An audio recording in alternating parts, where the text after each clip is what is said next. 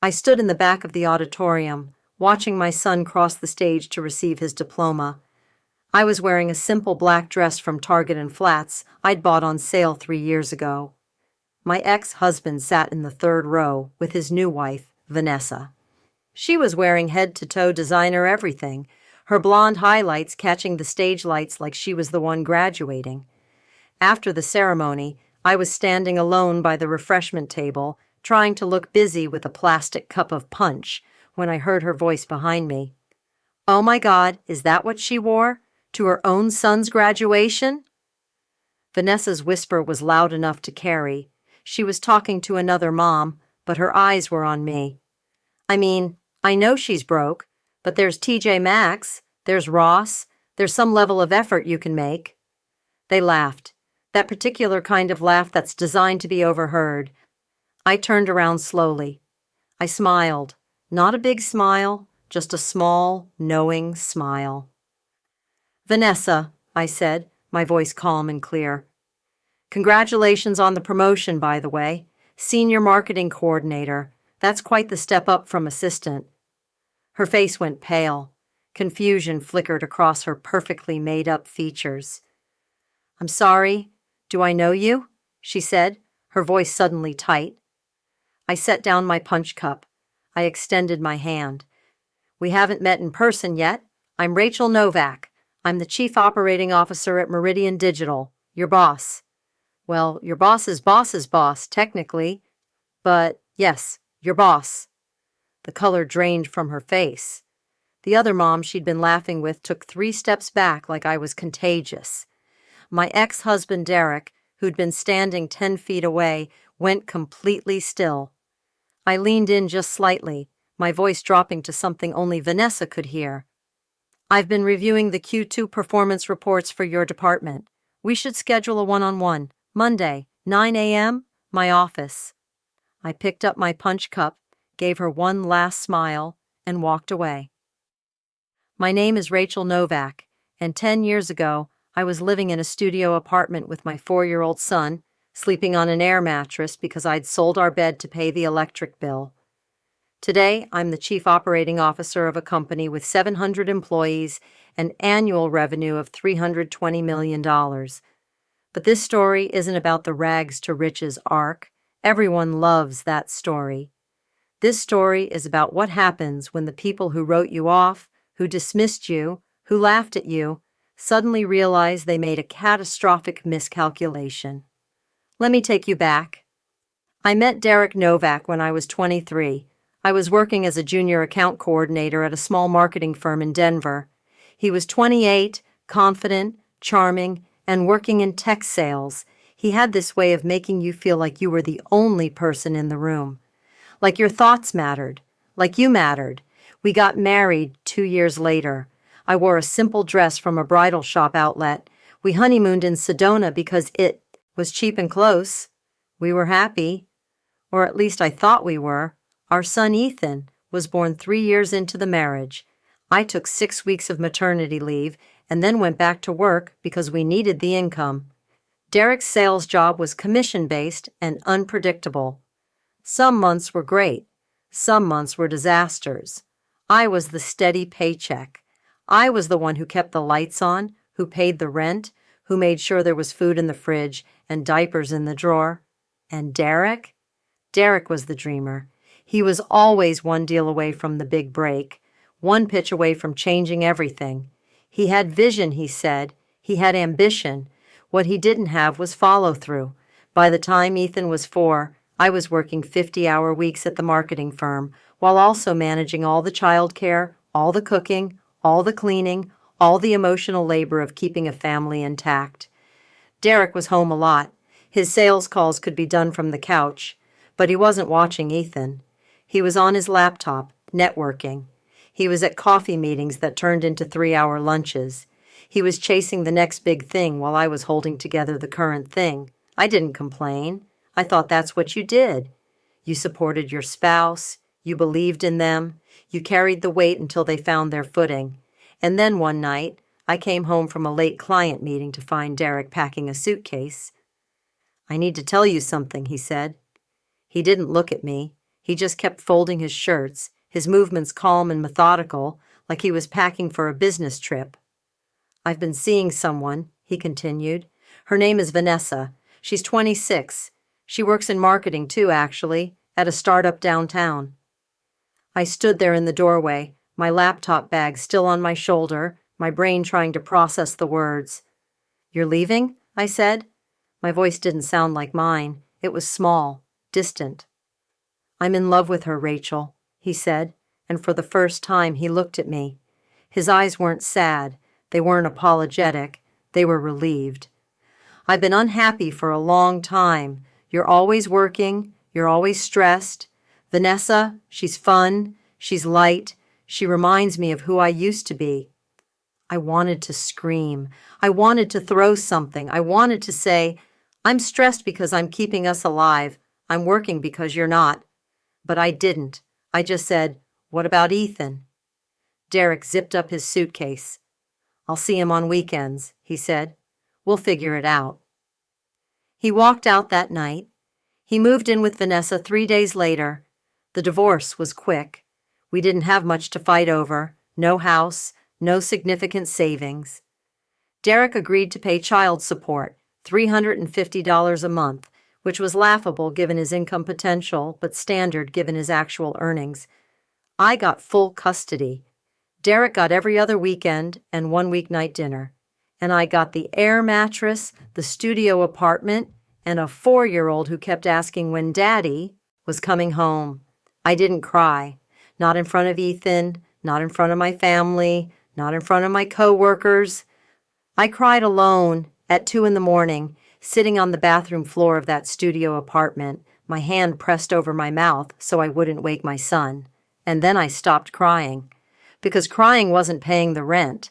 I had exactly $1,100 in my checking account. Rent was $950. I had 1 can of soup, half a box of pasta, and a jar of peanut butter in the cupboard. I opened my laptop. I made a spreadsheet. Income, expenses, debt, goals. I was 29 years old. I had a bachelor's degree in communications and 5 years of experience in account coordination. I was smart. I was capable. I had been holding my entire family together for years. Now it was time to hold myself together, and then build something they couldn't tear down. I started by taking on freelance work. At night, after Ethan went to bed, I would sit on that air mattress with my laptop and write marketing copy for small businesses, blog posts, website content, social media strategies. I charged $25 an hour. It wasn't much, but it was something.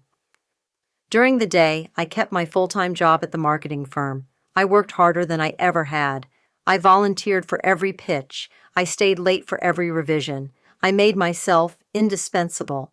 6 months after the divorce, I got promoted to senior account coordinator. It came with a $12,000 raise. I cried in the parking lot when I got the offer letter. Not sad tears, relieved tears. I bought Ethan a toddler bed from IKEA. I bought myself a real mattress from a liquidation sale. We were still in the studio apartment, but we weren't sleeping on the floor anymore. It was progress. Derek, meanwhile, was posting photos on social media of him and Vanessa at rooftop bars, at Broncos games, at weekend trips to Breckenridge. He missed 2 of his scheduled weekends with Ethan in the first 3 months. "Something came up," he'd say. "Work thing? I'll make it up to him." He never did. Ethan stopped asking when Daddy was coming. He just started assuming he wasn't. And I started realizing that I was doing this alone. Truly, completely alone. So I doubled down. I kept freelancing at night. I kept grinding at my day job. And I started taking online courses, marketing analytics, SEO strategy, data-driven decision-making. I wasn't just trying to survive anymore. I was trying to build.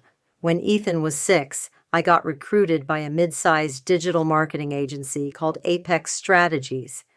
They offered me a role as account director. It was a $30,000 raise and real benefits. I took it. We moved out of the studio apartment and into a small 2-bedroom in a decent school district. Ethan got his own room. I bought him a used bike from Craigslist. We went to the park on Sundays.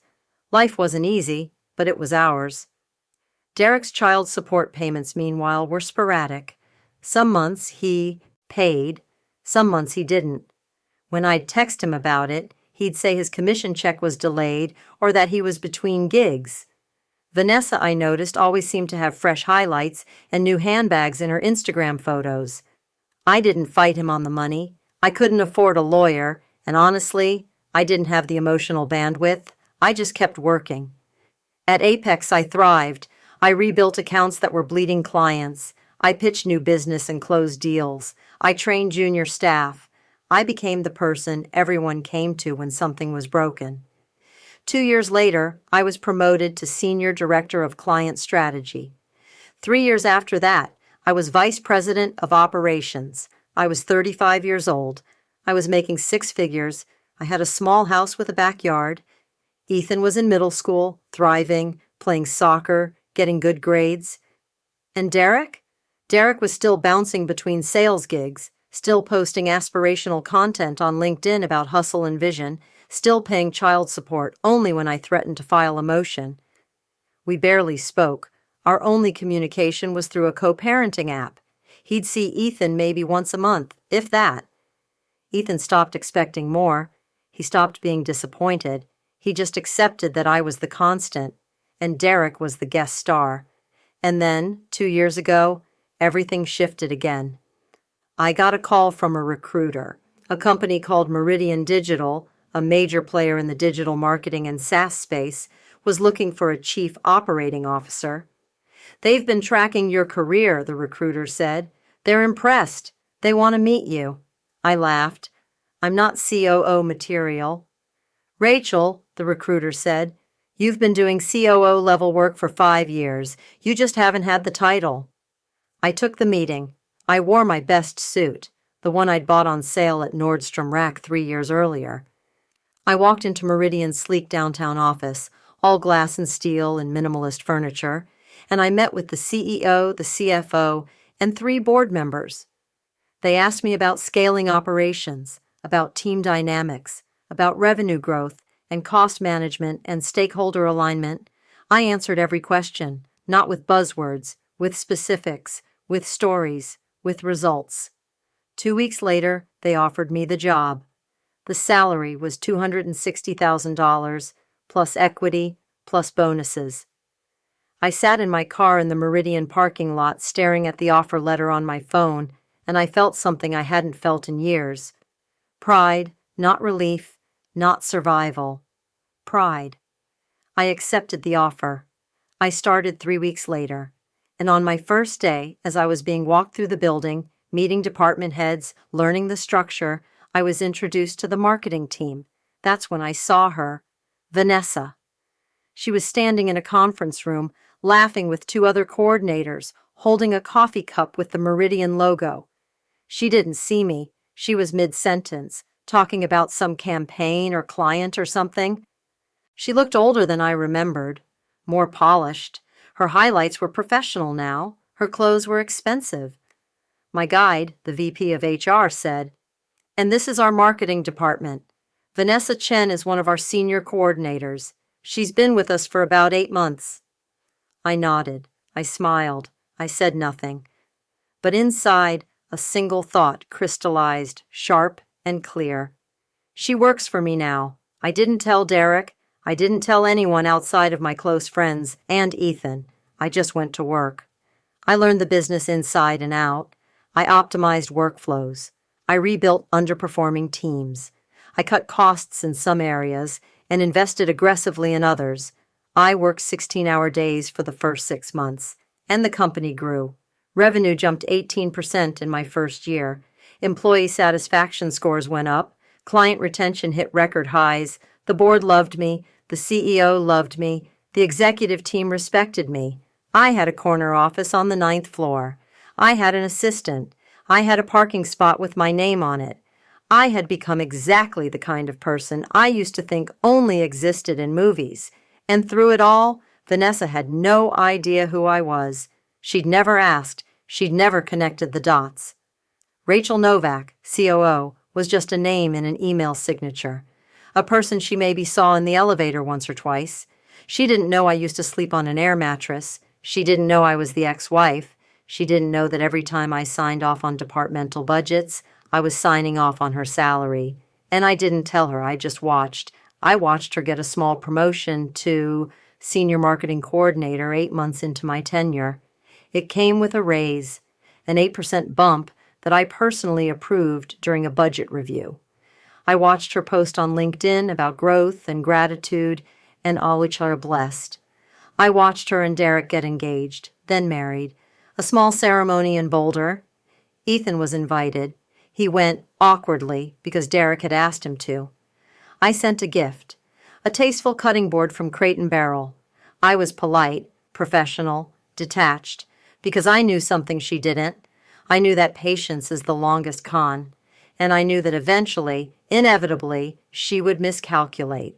She would assume I was still that broke, struggling single mom she'd heard about from Derek. She would underestimate me, and when she did, I would be ready. Ethan's high school graduation was on a Saturday in late May. The ceremony was held in the school's football stadium. It was sunny, warm, perfect weather. I'd taken the afternoon off work, a rarity. I'd been grinding so hard at Meridian that I barely had time for anything outside the office. But this was non-negotiable. This was my son. I wore a simple black dress from Target, comfortable flats, minimal jewelry. I didn't own a lot of fancy clothes. I didn't need them. My work wardrobe was corporate and sharp, but outside the office, I dressed for function. I arrived early and found a seat near the back. I wanted Ethan to be able to spot me easily in the crowd. Derek and Vanessa arrived about 20 minutes later. I saw them walk in, Derek in a sport coat, Vanessa in a white sundress and wedges, oversized sunglasses perched on her head. They sat in the third row. Prime seating. I stayed in the back. The ceremony began. I watched Ethan walk across the stage, shake the principal's hand, and accept his diploma. He looked so grown, so confident. I felt my throat tighten.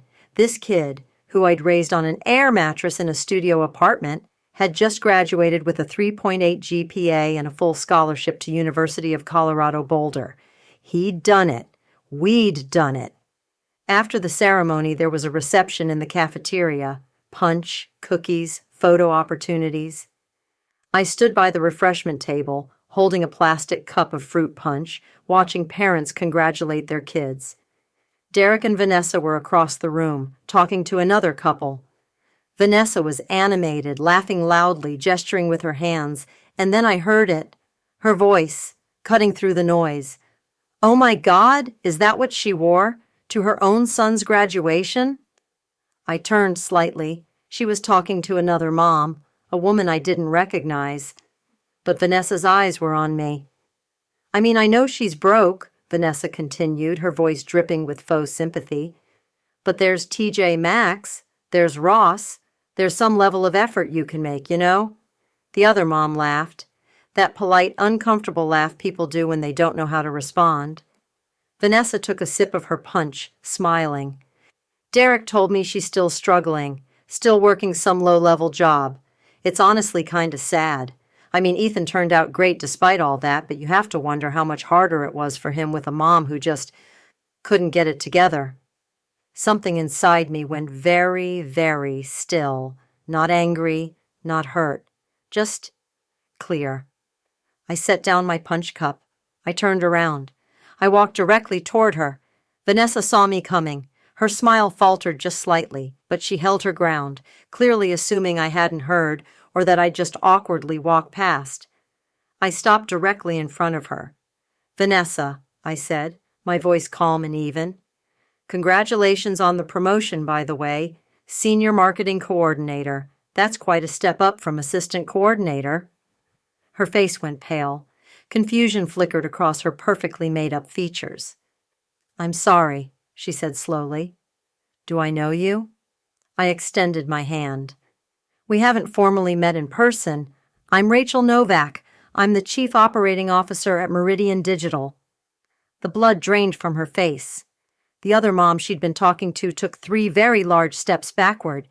I kept my hand extended, professional, polite.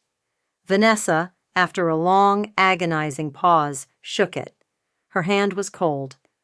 "I've been reviewing the Q2 performance reports for your department," I continued, my voice still perfectly even. "I think we should schedule a one-on-one to discuss your role trajectory and some alignment opportunities. Monday, 9 a.m., my office on the 9th floor." Her mouth opened. No sound came out. I smiled, not cruel, just knowing. "Enjoy the rest of the reception," I said, and I walked away. Behind me, I heard nothing, just silence. I didn't look back. I walked outside, into the parking lot, and I sat in my car. My hands were shaking, not from fear, not from anger, from the sheer, overwhelming weight of vindication. I tilted my head back against the seat and closed my eyes. And for the first time in 10 years, I laughed, a real, deep, unguarded laugh.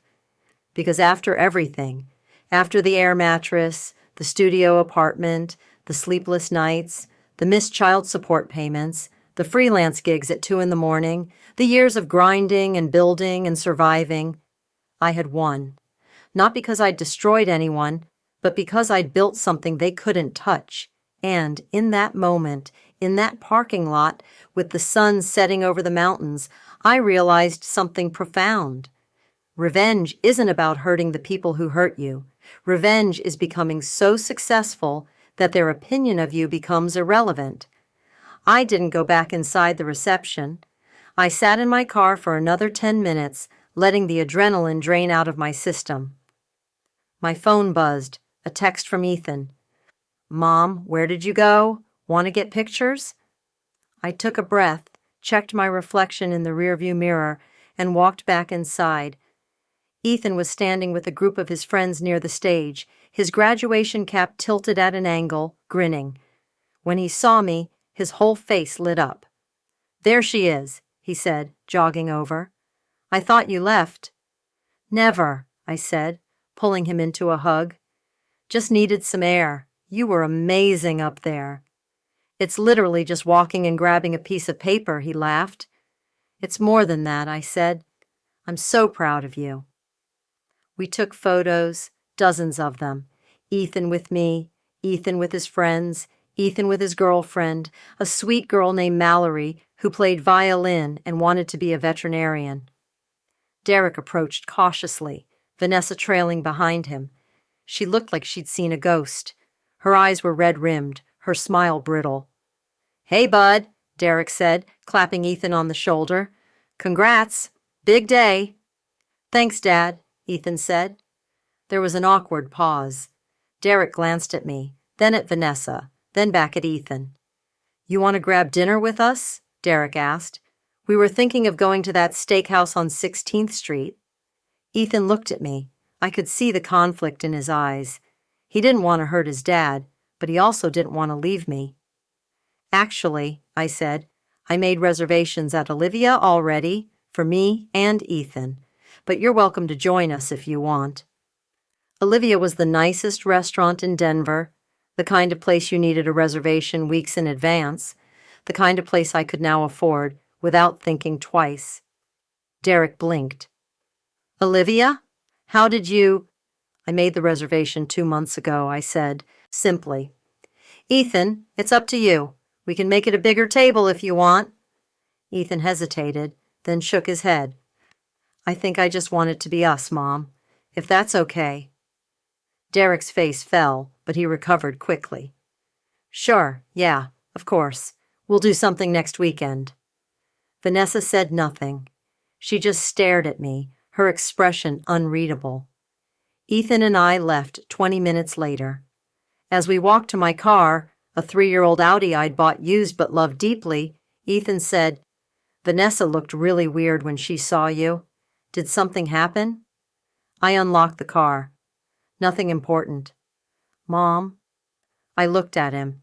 He was 17, but in that moment he looked so much older, perceptive, protective. "She said some things she shouldn't have," I said carefully, and I reminded her that words have consequences. Ethan frowned. "What did she say?" "It doesn't matter," I said. "What matters is you, and tonight, and celebrating everything you've accomplished." He studied me for a moment, then nodded. "Okay, but if she was a jerk to you, you should know I'm on your side." I felt my chest tighten. "I know, sweetheart. I've always known." We drove to Olivia in comfortable silence, the windows down, the evening air warm and perfect. The restaurant was everything I'd hoped: low lighting, soft music, impeccable service. We ordered steaks and shared a piece of chocolate cake that cost $18 and was worth every penny. Ethan talked about college, about his plans to major in engineering, about his fears and excitements. I listened, soaking in every word, memorizing this moment, because I knew that in 3 months he'd be gone, off to Boulder, starting his own life, and I'd be here, alone again. But this time it would be different. This time I'd be alone because I'd succeeded, not because I'd been abandoned. When we got home, Ethan went upstairs to his room to play video games with his friends. I poured myself a glass of wine and sat on the back patio, looking out at the small yard I'd worked so hard to afford. My phone buzzed. An email, sent at 9:47 p.m. on a Saturday. The subject line, "Meeting Monday." It was from Vanessa. I opened it. "Rachel, I wanted to reach out and apologize for any misunderstanding this afternoon. I didn't realize who you were, and I'm absolutely mortified by my comments. I have the utmost respect for you and everything you've accomplished at Meridian. I would love the opportunity to meet with you Monday, as you suggested, and discuss how I can better contribute to the team. Thank you for your understanding. Vanessa." I read it twice. It was perfectly crafted. Apologetic without admitting fault, professional without being genuine. It was the email of someone trying to save their job. I set my phone down and took a sip of wine.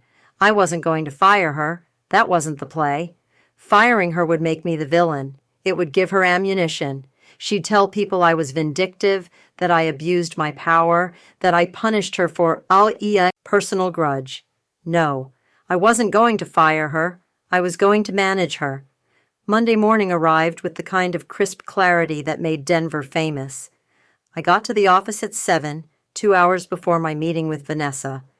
I reviewed her personnel file, her performance reviews, her project history. She was competent, not exceptional, but solid. She met deadlines. She didn't make major mistakes.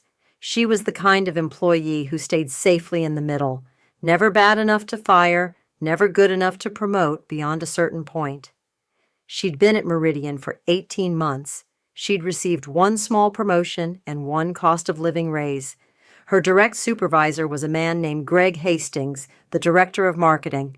I pulled up his contact and sent him a message. "Greg, I'm doing some one-on-ones with team members across departments to get a ground-level view of operations. I'm meeting with Vanessa Chen this morning. Can you send me a quick summary of her current projects and any feedback you have on her performance?" "Thanks, Rachel." Greg responded within 10 minutes with a detailed breakdown. Vanessa was working on 3 active campaigns, all mid-tier clients. Her work was described as reliable but uninspired. She followed instructions well, but didn't take initiative. Perfect. At 9 a.m. exactly, my assistant buzzed me. "Vanessa Chen is here for your meeting." "Send her in." The door opened. Vanessa stepped inside, and I could see the effort she'd put into this moment. She was wearing a navy blazer and pressed slacks. Her hair was pulled back. Her makeup was minimal. She looked like someone trying very hard to appear serious and professional. "Rachel," she said, her voice steady but tight, "thank you for meeting with me." I gestured to the chair across from my desk. "Of course. Have a seat." She sat, her hands folded in her lap. I leaned back in my chair, my posture relaxed. I didn't speak immediately. I let the silence stretch, just long enough to make her uncomfortable. Finally, I said, "I want to be very clear about something, Vanessa. This meeting isn't a reprimand. It's not a disciplinary action. I'm not here to punish you." Her shoulders dropped slightly in relief. "However," I continued, my tone still calm, I do think we need to establish some clarity about expectations and professionalism. She nodded quickly. Absolutely, and I want to apologize again for... I held up a hand. I don't need an apology. What I need is for you to understand that your perception of me, or anyone else in this company, is irrelevant to your job performance. Your job is to execute campaigns, meet deadlines, and contribute to your team. That's it. Your opinions about my personal life, my wardrobe, or my financial situation, those are not your concern. Her face flushed red. I understand. It won't happen again. Good, I said. I opened a folder on my desk and slid a document across to her. I've reviewed your current project load. You're doing solid work, but I don't see a lot of strategic thinking. You're executing tasks, but you're not anticipating problems or proposing solutions. She blinked, clearly caught off guard by the shift in topic. I want you to take ownership of one of your campaigns, I continued. Pick the one you're most invested in. I want you to present a full strategic overhaul, new messaging, new channels, new KPIs.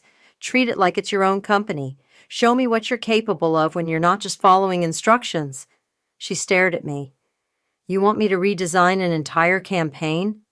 I want you to prove you belong at this level, I said. You've been a coordinator for 18 months. If you want to move up, you need to think like a strategist, not a task manager. She nodded slowly, her eyes scanning the document I'd given her. You have 3 weeks, I said. Present it to me and Greg. If it's strong, we'll implement it. If it's not, we'll talk about what development opportunities you need to get there. I stood, signaling the end of the meeting. Vanessa stood too, clutching the folder. Thank you, Rachel. I won't let you down. I didn't smile. I just nodded. I know you won't. She left. I sat back down and exhaled. I wasn't being kind. I was being strategic. If she succeeded, great. Meridian would benefit, and I'd look like a leader who developed talent. If she failed, it wouldn't be because I sabotaged her. It would be because she wasn't ready. Either way, I won. Over the next 3 weeks, I didn't think much about Vanessa. I was too busy running a company. We were in the middle of a major acquisition negotiation. Meridian was buying a smaller competitor, and the due diligence process was brutal. I was in back-to-back meetings with lawyers, accountants, and board members. I was also dealing with a high-profile client threatening to leave because they didn't like the creative direction of their campaign. I spent 2 days personally overseeing revisions and smoothing over the relationship. And on top of all of that, Ethan was getting ready to leave for college. We spent his last week at home doing all the things we'd never had time for. We hiked in the mountains. We went to his favorite taco place 3 times. We watched bad movies and ate too much popcorn. On his last night, we sat on the patio, the sky dark and full of stars. Are you going to be okay? He asked. I looked at him, surprised. Of course. Why wouldn't I be? I don't know, he said. You've spent my whole life taking care of me. I don't want you to be lonely. My throat tightened. Ethan, I'm going to be fine, better than fine. I'm proud of you, and I'm excited for you. This is your time. He nodded, but I could see the worry in his eyes. And besides, I said, forcing a smile, I have a very demanding job that will keep me plenty busy. He laughed. Yeah, I guess being a CEO or whatever is a pretty good distraction. COO, I corrected, and yes, it is. The next morning, I drove him to Boulder. We unloaded his boxes, made his bed, met his roommate. I hugged him goodbye in the parking lot, and I managed to hold it together until I got back to my car. Then I cried, hard, ugly, chest-heaving sobs, not because I was sad. I was, but also because I was overwhelmed by the sheer magnitude of what we'd survived. We'd made it. Against every odd, every obstacle, every person who doubted us, we'd made it. I drove back to Denver in silence, my eyes swollen, my chest aching. And when I got home, I walked into my empty house, poured myself a glass of wine, and toasted to the air. To us, I whispered. The following Monday, Vanessa's presentation was scheduled for 2 p.m. I arrived at the conference room early. Greg was already there, reviewing notes on his laptop. "Have you seen her deck?" I asked. "She sent me a draft last week," he said. "It's pretty good, actually. I was surprised." "Surprised how?" "She's usually very by the book," he said. "This has some real creative risks in it. I don't know if it'll work, but it's bold." "Interesting?" Vanessa arrived at 1:58, 2 minutes early. She set up her laptop, connected to the projector, and took a deep breath. "Thanks for being here," she said, her voice steady. "I'm going to walk you through a full strategic redesign of the campaign for our client, Helix Fitness." For the next 30 minutes, she walked us through her proposal. She'd identified gaps in the current messaging. She'd proposed a complete rebrand around the concept of sustainability and community rather than individual achievement.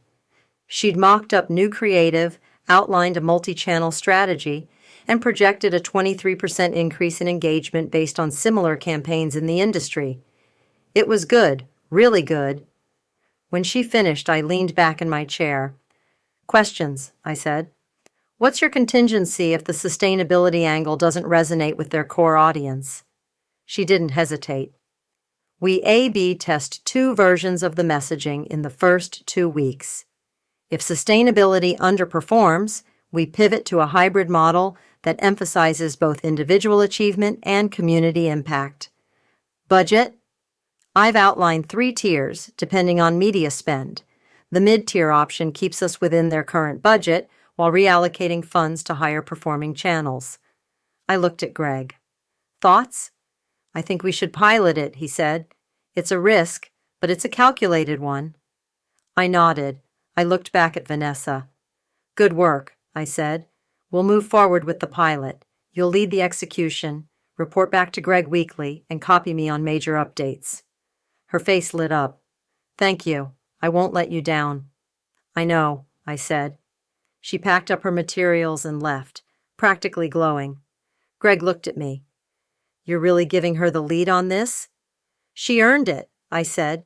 "And if she pulls it off, it reflects well on the whole department." "And if she doesn't?" I smiled. "Then she'll have learned a very valuable lesson about the difference between a good idea and a good execution." Greg laughed. "You're terrifying." "Thank you," I said. Over the next 2 months, Vanessa's campaign launched. The results were mixed at first. Engagement was up, but conversions were flat. She adjusted. She tested new creative. She reallocated budget. And slowly, the numbers started to climb. By the end of the quarter, the campaign had delivered a 19% increase in engagement and a 12% increase in conversions. It wasn't the 23% she'd projected, but it was a win. Greg recommended her for a promotion to marketing strategist. I approved it. She got a 15% raise and a new title, and when she sent me a thank you email, I responded with 2 words. "Well done." I didn't congratulate her publicly. I didn't make a big deal out of it, because this wasn't about her redemption arc. This was about me being a good leader. And good leaders don't hold grudges. They hold people accountable, they set expectations, and they let results speak. 3 months after Ethan left for college, I was sitting in my office late on a Thursday night, reviewing budget projections for the next fiscal year, when my phone rang. It was Derek. I almost didn't answer. We barely spoke anymore. But something made me pick up. "Rachel," he said. His voice sounded strange, strained.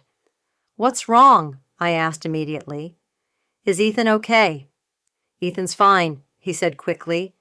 "It's not that. I need to talk to you about something." I leaned back in my chair. "Okay." There was a long pause. "Vanessa told me what happened," he said finally. "At the graduation, and after, the meeting, the campaign, all of it." I said nothing. "I didn't know," he continued. "I didn't know you were the COO. I didn't know you were her boss. She never connected the dots until that day." "Derek, what do you want?" I asked, my tone neutral. I want to apologize, he said. For everything. For how I left. For how I talked about you. For letting Vanessa say those things without ever correcting her. You don't owe me an apology, I said. I do, he insisted. Rachel, I spent years telling myself that leaving you was the right thing. That you were too focused on work, that we weren't compatible, that I deserved to be happy. But the truth is, I was selfish. I was a coward. You were holding everything together and I resented you for it instead of helping you. I felt something strange in my chest. Not anger, not sadness, just exhaustion. Derek, it's been 10 years, I said quietly. I've moved on. You should too. I know, he said. I just needed you to know that I see it now.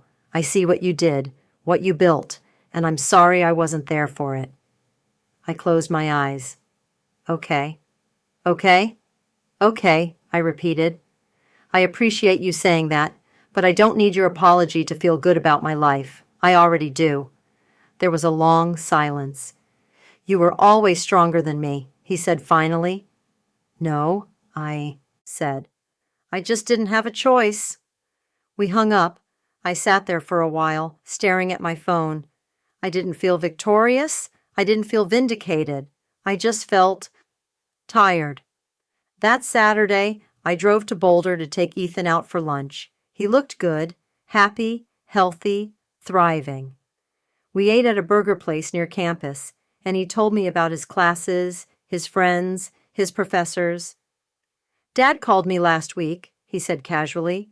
He was acting really weird. Weird how? I don't know. He kept asking about you, about how you were doing, about your job. It was like he suddenly realized he didn't know anything about your life. I took a sip of my iced tea. What did you tell him? I told him you were killing it, Ethan said, grinning. I told him you run a huge company and that you're basically the most badass person I know. I laughed. You did not say that. I did, he said, and I meant it. I reached across the table and squeezed his hand. I love you, kid. I love you too, Mom.